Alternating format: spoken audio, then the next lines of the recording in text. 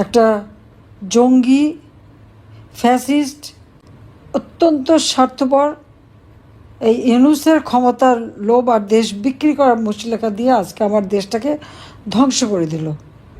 এই 1 বছরের মধ্যে দেশের অবস্থাটা কোথায় নিয়ে গেল?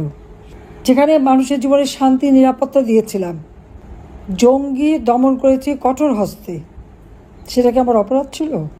আজকে দেখা যাচ্ছে কি, আজকে যখন দেখি প্রত্যেকটা ইউনিয়ন পর্যায় পর্যন্ত আমাদের নেতাকর্মীরা চরম নির্যাতনের শিকার। প্রিয় দর্শক, আসসালামু আলাইকুম রহমতুল্লাহি ওয়া বারাকাতুহু। আপনারা দেখতেছেন বি কেয়ারফুল ইউটিউব চ্যানেল এবং বি কেয়ারফুল ফেসবুক পেজ, এবং আপনাদের সাথে রয়েছি আমি কামরুল হাসান চৌধুরী। তো চলেন শুরু করা যাক।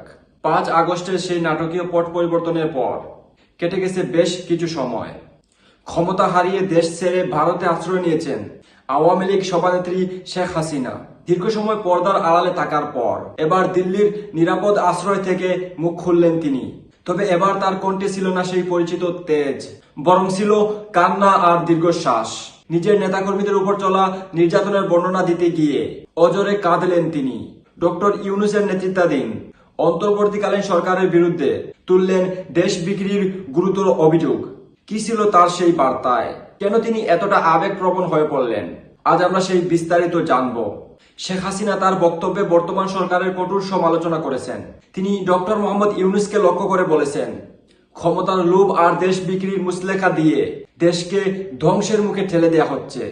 তার দাবি, গত 1 বছরে দেশের অবস্থা এমন এক পর্যায়ে পৌঁছেছে যেখানে সাধারণ মানুষের নিরাপত্তা নেই। তিনি প্রশ্ন তুলেছেন, জঙ্গিবাদ কঠোর হস্তে দমন করা কি আমার অপরাধ ছিল? তার মতে যে শান্তি ও নিরাপত্তা গত 15 বছরে তিনি নিশ্চিত করেছিলেন তা আজ বিলীন হয়ে গেছে। আর যখন তিনি তার মাঠ পর্যায়ে নেতাকর্মীদের কথা বলেন, তখন তিনি আবেগ আপ্লুত হয়ে কান্নায় ভেঙে পড়েন।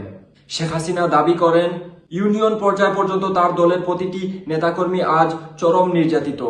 মিথ্যা মামলায় তাদের জেলে ঢোকানো হচ্ছে।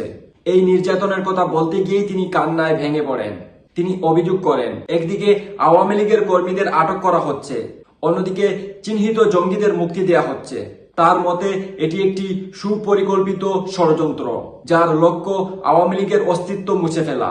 বক্তব্যের এক পর্যায়ে শেখ হাসিনা আগামী নির্বাচন নিয়েও সংশয় প্রকাশ করেন। তিনি বর্তমান সরকারের অধীনে হতে যাওয়া নির্বাচনকে পাতানো এবং লোক দেখানো বলে অবহিত করেছেন। তিনি প্রশ্ন তুলেছেন, আদৌ কি কোনো সুষ্ঠু নির্বাচন হবে? তার মতে নির্বাচন নিয়ে যে নীল নকশা করা হচ্ছে তাতে জনগণের প্রকৃত ইচ্ছার প্রতিফলন ঘটবে না। সমর্থকদের উদ্দেশ্যে তিনি সতর্ক বাণী উচ্চারণ করেন, যাতে কেউ এই ধরনের ষড়যন্ত্রে পা না দেয়। শেখ হাসিনার এই বক্তব্য বাংলাদেশের রাজনীতিতে নতুন করে আলোচনার জন্ম দিয়েছে।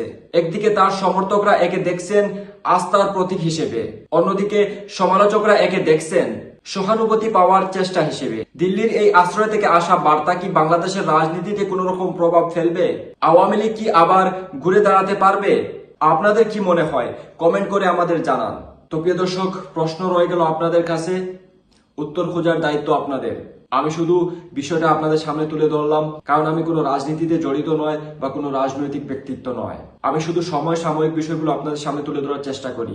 তো প্রিয় দর্শক, দেখা হচ্ছে পরবর্তী প্রতিবেদনে। আল্লাহ হাফিজ। আসসালামু আলাইকুম রহমতুল্লাহি ওয়া বারাকাতুহু।